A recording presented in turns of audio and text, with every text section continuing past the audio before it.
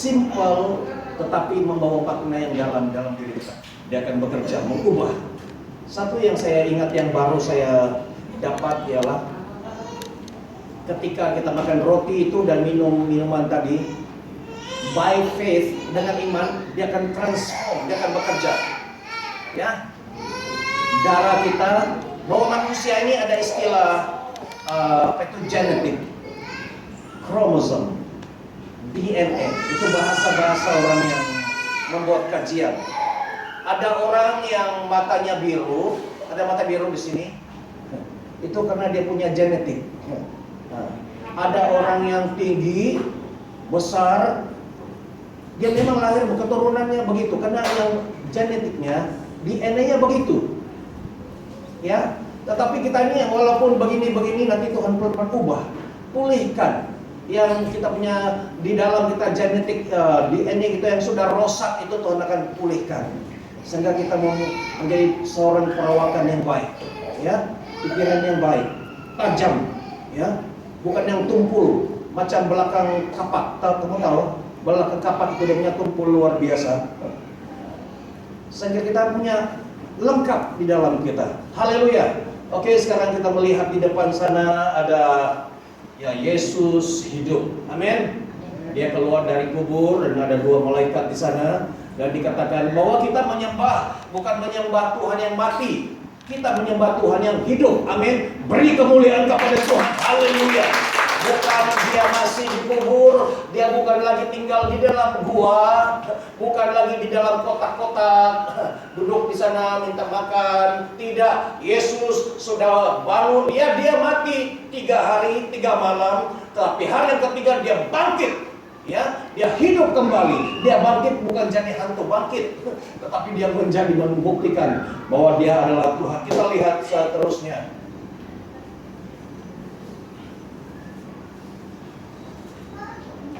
Oke.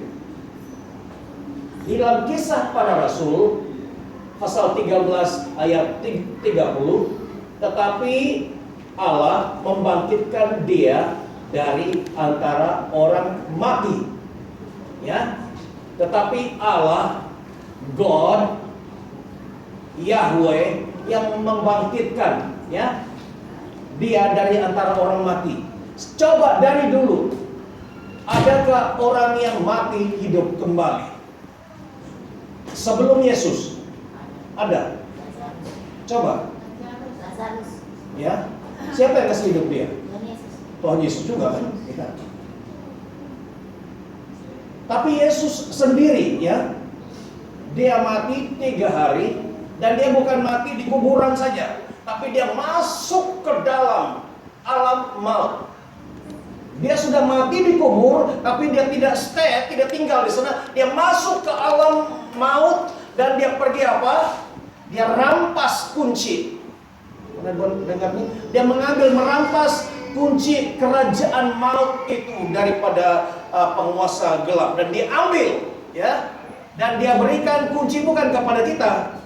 Kunci yang maut itu tidak dia berikan kepada kita, tetapi dia berikan kita kunci yang lain. Apa yang kamu ikat di dunia akan terikat di surga. Apa yang kamu lepaskan di dunia akan terlepas di surga. Beri kemuliaan kepada Tuhan.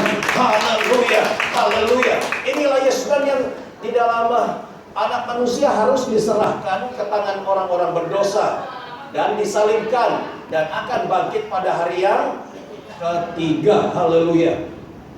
Ini membuktikan bahwa Yesus benar-benar mati dan dia bangkit pada hari yang ketiga. Ini fakta, ini kenyataan. Ya, ada orang bilang Yesus tidak mati. Kau pernah dengar? Sebenarnya yang disalib itu bukan Isa. Pernah dengar? Bukan Yesus. Mana boleh Tuhan disalibkan? Mana boleh Tuhan mati? Dia carilah orang lain yang boleh serupa dengan dia, dan orang itu adalah si Yudas.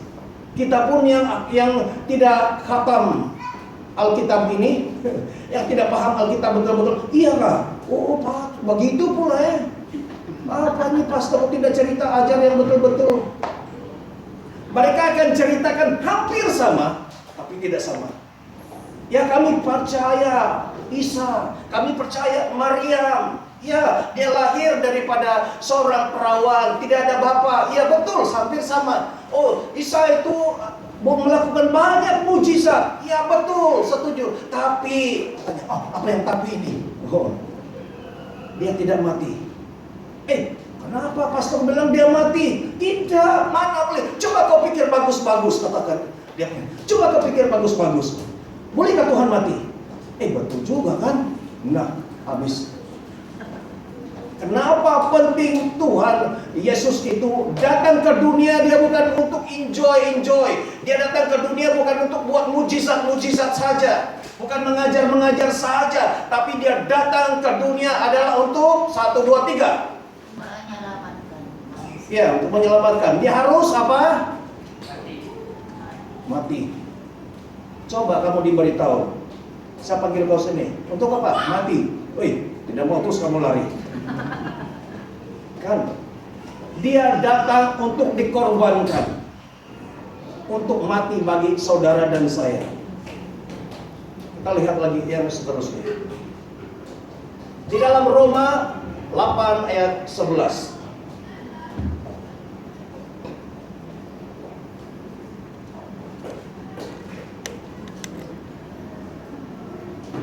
Dan jika roh dia yang telah membangkitkan Yesus dari antara orang mati diam di dalam kamu, maka ia yang telah membangkitkan Kristus Yesus dari antara orang mati akan menghidupkan juga tubuhmu yang fana itu oleh rohnya yang diam di dalam kamu.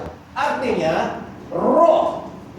Dan jika roh dia, roh Tuhan, roh Bapa di surga yang yang telah membangkitkan Yesus dari antara orang mati diam di mana? Di dalam kita. Ya. Roh itu ada di dalam kita. Seperti yang tertulis di dalam 1 Korintus pasal 3 ayat 16. Bahwa katanya, tidak tahukah kamu bahwa kamu itu adalah bait Roh Kudus? Kamu tidak tahukah bahwa kamu itu rumah Roh Tuhan tinggal di dalam kamu? Bukan roh hantu, tetapi roh Tuhan di dalam, yang tinggal di dalam kita. Dialah yang menghidupkan Yesus. Dan katanya dari sini, maka ia yang telah membangkitkan Kristus Yesus dari antara orang mati akan menghidupkan juga tubuhmu yang fana itu oleh rohnya yang diam di dalam kamu. Ya, dia akan menghidupkan kita. Amin. Rohnya yang membangkitkan, menghidupkan roh kita, ya, jiwa kita, dan jasmani kita. Manusianya ada 3 bahagian. Oke, manusia adalah kek 3 lapis. 3 lapis, 1 roh, paling dalam roh, spirit. Yang lapis yang kedua itu apa? Jiwa.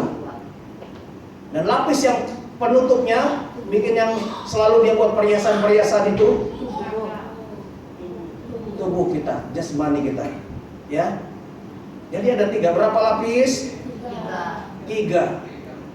Roh paling dalam yang real sebenarnya kita itu adalah roh itu. Ya. Yang kedua jiwa. Jiwa itu perasaan kita, ya. Rasa tenang, rasa gembira. Dan yang ketiga itu tubuh kita.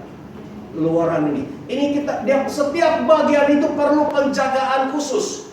Roh makanannya yang lain, jiwa makanannya lain, dan tubuh makanannya lain.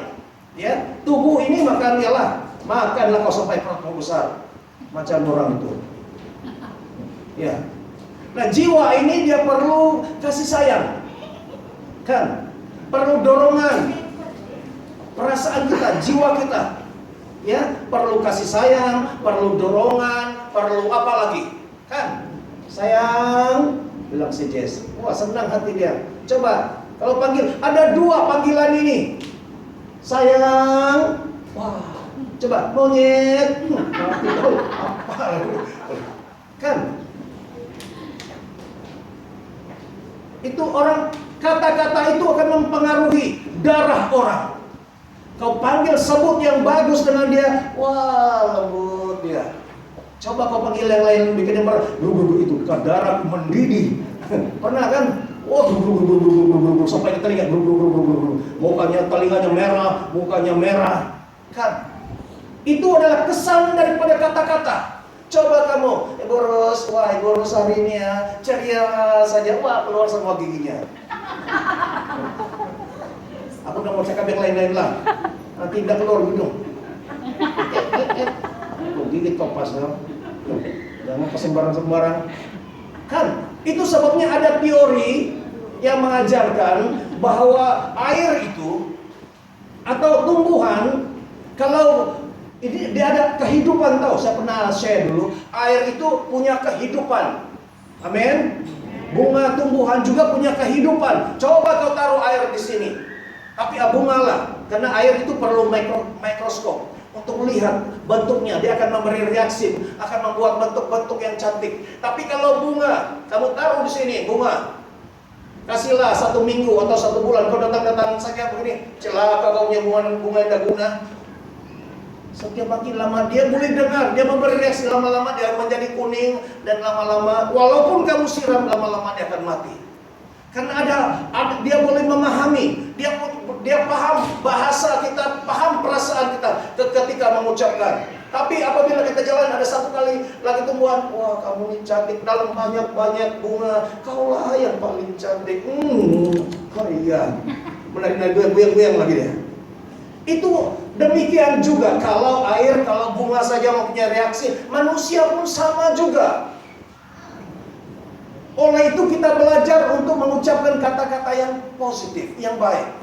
Ya, hati-hati dengan apa yang keluar di mulut kita. Kita mengucapkan kata-kata, wah lama sudah tidak jumpa. Wah, kan ada lagi yang lain, kamu gimana sudah lama tidak jumpa. Wah, kamu ini lain sudah kan. Jadi itu daripada kata-kata. Ingat, mulai hari ini apa yang kita ucap kata-kata itu, ya kata-kata kita tidak bertanggung jawab, bukan berjanggut. Kita ucapkan sembarang, sembrono saja, hantam saja cakap.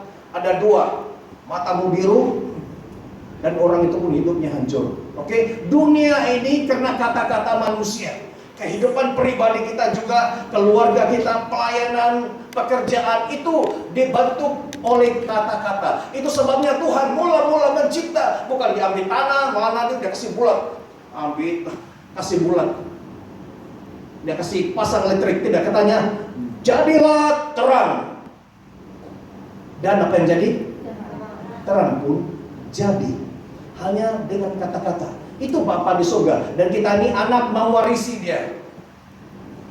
Jadilah kau Victor handsome. Wah, mulai di pikirannya. Dalam hatinya bunga-bunga. Kau handsome. Kau tidak akan menjadi tua. Haleluya. Walaupun dia mau tua sudah. Tapi kenapa yang kita ucapkan? Darah di dalam tubuhnya, uratnya itu memberi respon, reaksi yang positif. Oke, kita teruskan. Hati kembang. Ya. Engkau, aduh, jangan cerita macam si Jess tuh. Nggak boleh cerita itu. Kasih blok pandanganku. Haleluya. Tidak perlu baca saja, saya tulis saja di sini. Ini untuk bahasa Inggris dan bahasa Cina supaya kamu paham.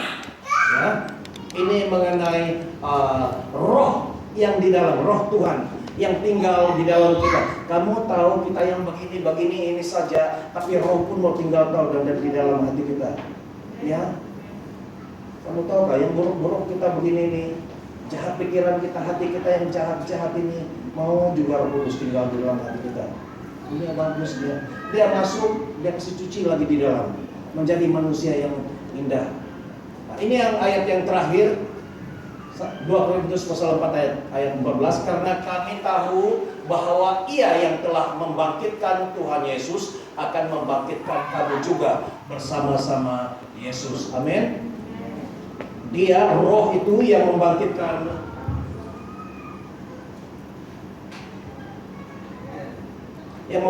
Yesus. Dia akan membangkitkan kita daripada kehancuran. Dia bukan membangkitkan saja, tapi dia memberi kehidupan. Bagian ini saya suka. Kamu dengar baik-baik. Ketika saya berdoa dan membuat persiapan, setiap kita banyak kenangan silam, ya, kenangan yang pahit. Sekarang pun masih juga ada yang pahit, ya. Tapi kita jangan terus tinggal di dalam keadaan yang pahit. Kita mau jalan terus. Nah, bukan kata di dalam Markus 2 ayat 17, katanya Yesus mendengarnya dan berkata kepada mereka, bukan orang sehat yang memerlukan tabib, tetapi orang sakit. Aku datang bukan untuk memanggil orang benar, melainkan orang berdosa. Ingat, Tuhan Yesus bukan cari datang di sini. Siapa yang sehat sini? Siapa yang handsome? Mari sini ikut. Yang buruk-buruk untuk pergi jauh-jauh. Habislah kalau begitu. Tuhan Yesus orang yang paling teruk, orang yang paling kena reject, orang yang paling tidak berguna. Di sanalah Yesus ada. Ya. Kalau kamu rasa orang tidak peduli kamu, kalau kamu rasa macam Tuhan Yesus saya tidak berharga, lebih baik lagi aku gantung diri di pokok tauge. Kan sampai kamu rasa tidak berharga, tidak berguna, waktu itulah Tuhan paling dekat dengan kamu. Amin. Dia sangat dekat. Karena hati Bapa itu dia tidak boleh tahan. Kalau ada anaknya yang sedih, dia akan datang. Coba kalau kamu ada anak kan, ya kalau satu saja ya boleh. Tapi kalau dia ramai anak, dia tengok satu anaknya diam saja. Semua happy lompat-lompat, tapi yang satu duduk sedih. Bapak atau ibunya akan pergi kepada anaknya, bukan yang lompat-lompat panjat pokok, panjat dinding apa semua. Jadi Spiderman itu. Dia pergi kepada anak yang duduk diam, sedih. Kenapa kamu tidak jadi seperti kakakmu, abangmu? Kenapa kamu? Kan? Demikian juga Bapa di sorga. Kita jujur, Tuhan, saya ini Tuhan mau melayani Tuhan, tapi saya tidak pandai. Setiap kali saya selalu gagal, saya pun tidak pandai cakap. Saya takut kalau pergi di depan. Saya mau pergi depan, tapi saya takut Tuhan. Itulah doa saya dulu. Setelah saya terima Tuhan, saya bilang saya mau melayani Tuhan. Tapi bagaimana saya penakut pergi depan saja kakiku goyang Tuhan. Bagaimana kasih berhenti ini supaya tidak goyang? Bukan terus saja goyang. Kalau saya dulu baca Alkitab, mau, tapi kalau dia goyang begini, orang semua tunduk kepala, tapi iya, saya mau sudah bertobat. Saya kata Tuhan, saya sekarang sudah bertobat, terima Tuhan. Saya mau serahkan seluruh hidup saya melayani Tuhan. Saya mau menjadi pastor, jadi penginjil. Kalau saya berdoa untuk orang sakit sembuh, baru terima Tuhan. Ya, beri kemuliaan kepada Tuhan. Itu baru berapa minggu terima Tuhan. Sampai kawan saya yang lain, kau nih hangat-hangat tai ayam saja mau jadi pastor pun tiada potongan. Iya. Tapi saya sudah nekat. Karena sebelumnya saya tidak percaya Tuhan, tidak percaya apa agama. Tapi setelah saya tahu sudah ada Tuhan, saya mau serahkan seluruh hidup saya. Kalau setiap dulu saya kagum betul. Kalau setiap waktu bangun tidur, biasalah saya berdoa. Wah, minum air, saya berdoa dulu. Wah, doanya itu saja. Karena saya baru terima jadi Kristen, saya tidak tahu banyak doa. Cuma doa saya minum air, saya mau jadi pendeta. Jadi penginjil, kalau orang sakit saya doakan sembuh. Itu saja, amin. Makan gula-gula pun, buka plastik, saya mau jadi pendeta, saya mau jadi penginjil. Kalau orang saya doakan dia sembuh, amin. Jalan keluar dari rumah pun, keluar saja, Tuhan saya berdoa, saya mau jadi pendeta, saya mau jadi penginjil. Saya berdoa, saya itu saja yang 3 ketul, 3 patah itu saya ulang-ulang. Dalam waktu kurang 1 tahun, Tuhan ambil saya melayani sepenuh masa. Beri kemuliaan kepada Tuhan. Haleluya. Doa orang yang bodoh-bodoh, doa anak-anak, tapi saya ikhlas, saya jujur. Itu yang saya mau. Saya tahu apa yang saya mau. Dan Tuhan terima Yesus bulan Februari, sampai ikut seminar penginjilan bulan Desember. Januari 84 ikut pelayanan sepenuh masa. Saya hanya hati, tapi di sini kosong, tidak tahu kan bukan Kristen, tapi karena saya mau. Di mana ada kemahuan, tapi saya mau tambah. Di mana ada kemahuan, situ banyak jalan. Haleluya. Beri kemuliaan kepada Tuhan. Haleluya. Dan Tuhan jawab dengan cepat sekali. Oke, dan seterusnya,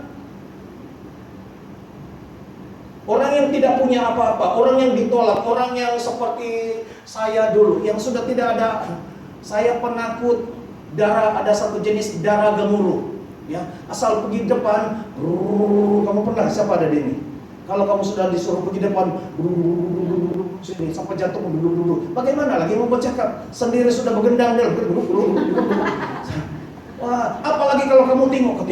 Baru ada yang nakal, kau tengok dia. Dia langsung mukanya, kau tengok. Ini tidak jadi. Kan pernah. Coba kamu suruh berdiri di sini, baru kamu begini, kau tengok saya lagi. Kau tengok dia, kau tengok. Terus ya. Tapi Tuhan, saya menderita, saya mau melayani Tuhan, tapi saya menderita. Mana boleh saya jadi penginjil ini macam. Jadi pendeta pun tidak boleh, kalau maju saja di depan tidak boleh tengok, orang tidak boleh tengok saya. Semua orang tunduk saja.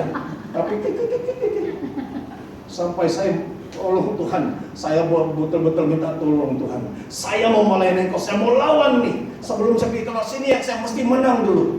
Akhirnya puji Tuhan, Tuhan kasih saya breakthrough. Dan haleluya, Tuhan pakai saya dengan luar biasa. Beri kemuliaan kepada Tuhan. Apa yang saya mau saksikan pada hari ini sebenarnya adalah kita mau ada koneksi dengan kuasa kebangkitan Tuhan Yesus. Jangan biarkan Yesus bangkit begitu saja. Kita tengok, oh, Tuhan Yesus mati, oh, masuk di dalam, kemudian dia hidup balik, oh, begitu saja. Jadi apa untuk saya? Apa yang kaitan dengan saya? Kau datang, kau mati, kau keluar balik, itu saja. Apa kaitan dengan saya? Hah? Coba, mesti ada kaitan, karena Yesus kan mati untuk kita. Dia bangkit, dia hidup, juga membuktikan bahwa dia adalah Tuhan. Untuk kita percaya. Waktu dulu saya hancur, ini sedikit kesaksian singkat. Waktu saya hancur, betul-betul hancur. Saya tidak mau cerita hancur yang bagaimana lah. Nanti kamu lari semua. Hancur. Semua pasta, bukan semua lah, tapi 80-90%. Semua dia kata, habislah kau, sudah. Kau jangan lagi melayani, pergi kerja Singapura saja. Betul, bukan ini kawan dan guna, betul, bukan mendorong. Sampai hancur sekali. Pernah saya jadi kerja security guard. Kau bayangkan si pasta di pasar gudang. Kau tidak tahu saya waktu itu pakai baju ketua polisi negara. Pakai itu semua, jaga kilang kosong. Karena kilang itu walaupun kosong harus dijaga, kalau tidak nanti mat rempit, mat gian, ambil semua besi-besi itu. Waktu malam tiada lampu lagi itu kilang, sudah tutup kan, jaga. Syukur 3 bulan, bukan 40 tahun. Saya di kilang itu jalan Tuhan. Takkanlah beginilah kejadian saya ini Tuhan. Takkanlah hidupku jadi begini, jadi semuanya tinggal di kilang ini. Wah, saya berdoa, disitulah saya berdoa 3 bulan, saya teriak di kilang, tidak ada orang kan. Wah Tuhan, kenapa aku jadi begini? Aku tidak mau di Tuhan. Pas 3 bulan, ada pastor Rajan panggil saya pergi ke Kalvari. Waktu saya pergi sana dan saya mau cerita, saya ini kan yalah bukan juga terlampau baik lah, tapi jujur sedikit. Pastor, terima saya ini, pastor tahu gak latar belakang saya ini? Saya cerita bagus terus terang sebelum supaya pastor tahu siapa saya ini. Oh tidak perlu cerita katanya, masuk saja. Bagus juga orang ini. Sedangkan kalau yang lain lagi ada orang telepon, terutama berada saya bekas pastor Ibu Rita. Dia telepon Pastor Rajan, Pastor jangan ambil Pastor Jipa, tidak layak dia itu jadi pastor itu. Ya, macam-macam dia cakap. Karena panggil di pejabat, Pastor Rajan beritahu saya marah dia. Kalau tuh mau cakap-cakap Pastor Jipa itu yang tidak baik, kamu pun sama juga katanya, menangis dia. Pastor Rajan cerita dengan saya juga lah. Nah ini saya ceritakan ini bagaimana hidup saya hancur dan saya kata saya tidak ada cara. Bagaimana saya mau bangkit? Tapi ada satu titik. Waktu ini kebangkitan Tuhan Yesus, memperingati kebangkitan Tuhan Yesus saat ini, tidak tahu tahun berapa itu, tahun 2008. Sampai itulah yang terakhir. Saya kata Tuhan Yesus, kalau kau mati dan kau boleh bangkit, saya ini masih di bawah, saya tumpang. Saya percaya pada kuasa kebangkitan Tuhan Yesus dalam hidup saya. Kamu tangkap? Saya tidak tahu lagi bagaimana mau bangkit. Semua pastor-pastor katakan saya out. Sekarang oke, Tuhan. Semua kawan saya katakan saya sudah out, tidak layak melayani. Sekarang saya jumpa Tuhan, muka dengan muka. Kau yang panggil saya, bukan mereka. Saya ini masih on atau off sudah. Saya tanya Tuhan betul-betul. Dan kata Tuhan, waktu saya pergi di satu tempat, waktu saya memberi sharing, memberi seminar dengan grup Brother Jimmy, waktu itu sebenarnya saya pun mencari kehendak Tuhan. Tuhan, sebenarnya kau ini mau saya melayani lagi atau tidak? Terus kata Tuhan, saya mau kau terus melayani saya. Terus semua yang apa yang saya dengarin itu semua jatuh. Paling nggak bukan jatuh lah, tapi semua apa yang saya dengar, yang saya ini tidak guna, saya ini tidak layak, semua jatuh. Dalam hati saya, kalau yang saya beri sharing di retreat atau Brother Jimmy, semua itu kalau tahu siapa saya, pasti mereka tidak mau terima saya untuk sharing di dalam retreat mereka. Bisa simpan dalam hati saya. Tapi puji Tuhan, dalam banyak-banyak itu ada satu jiwa yang diberkati. Brother Jimmy, beri kemuliaan kepada Tuhan. Haleluya. Saya tidak sangka dia, saya jumpa lagi dia. Saya tengah sharing gelap-gelap padam itu dia ada masa dia untuk padam lampu kan, sudah padam. Kemudian saya nampak ada di belakang angkat tangan. Saya datang, kenapa? Nanti saya minta kebenaran, saya mau memberi kesaksian. Itu pertama kali saya jumpa dia. Saya pun oke lah, mereka tinggal silakan. Sekali dia bersaksi, satu semua bersaksi di depan. Kamu tahu apa yang mereka ceritakan? Bukan yang baik-baik, semua yang bikin malu diri sendiri. Ada yang macam-macam kesaksian mereka yang sama. Wah, rupanya kau begitu pula. Kamu tahu saya, waktu kita pertemuan, saya main musik di dalam pelayanan, tapi hari-hari yang lain, aku lain yang penjahat. Pengedar segala CD yang video lucu. Wah, dia bilang. Ada lagi dia bilang, kamu tengok aku bilang lembut, dia bilang. Tapi nanti malam-malam sana aku cari yang toki-toki ikut dia jalan. Wah, semua dalam hatiku biar betul orang nih. Semua cerita yang bukan cerita yang bagus, tapi hampir semua. Dan itulah terjadi revival pada waktu beri kemuliaan kepada Tuhan. Haleluya. Dia tidak ada lagi yang mau cerita. Dia ceritakan semua tentang dirinya. Dia terjadi pelepasan waktu itu. Dan inilah yang terakhir sekali. Siapa apapun keadaanmu, ambil kesempatan ini. Yesus waktu dia mati, biar kita mati sama-sama dia. Dan waktu dia naik, kau jangan terus tinggal di sana. Ya, Yesus mati itulah waktu dibaptis, kau diselam, sepertinya mati bersama Yesus. Tapi kau jangan terus di dalam air itu, betul-betul kau mati. Waktu kau masuk dan keluar diangkat. Ketika Yesus diangkat, kau pun ikut juga naik. Dan itulah yang saya pernah alami itu. Saya hancur begitu, tapi saya mau ikut, mau terima kuasa kebangkitan Yesus di dalam hidup saya. Dan itulah terjadi. Saya bangkit, dan bukan saja hanya bangkit, menjadi berkat kepada ramai hamba-hamba Tuhan dan gereja-gereja di JB ini. Beri kemuliaan kepada Tuhan. Haleluya. Mari kita bangkit berdiri. Minta Brother Jimmy mainkan alat musik. Haleluya. Terima kasih Tuhan. Bapa di surga, terima kasih.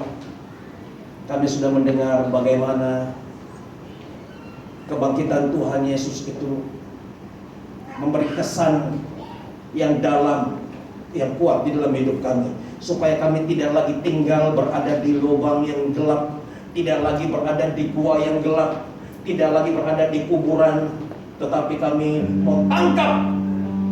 Ya, memang Yesus mati 3 hari 3 malam, tetapi hari yang ketiga dia bangkit. Yesus juga tidak selama-lamanya berada di kuburan, tidak selama-lamanya di alam maut, tapi Yesus 3 hari dia bangkit. Dan kami Tuhan ambil kesempatan ini untuk berpegang kepada Yesus, supaya kami pun bangkit dari apa saja keadaan kami, emosi kami, perasaan kami, rohani kami, fisikal kami. Kami mau bangkit bersama Yesus. Haleluya. Biarlah Tuhan pada petang ini, setiap yang mendengar menerima kuasa kebangkitan Yesus dalam hidup mereka. Apapun keadaan mereka, dari segi pemikiran, dari segi perasaan, dari segi keuangan, dari segi apa saja, di dalam hubungan suami istri, di dalam pekerjaan, apa saja, inilah kesempatan bagimu untuk membangkit, mau naik bersama Yesus. Yesus yang masuk ke alam maut, Yesus keluar, dan ikutlah. Engkau ikut Yesus sungguh-sungguh, maka engkau juga akan diangkat. Haleluya. Tiada lebih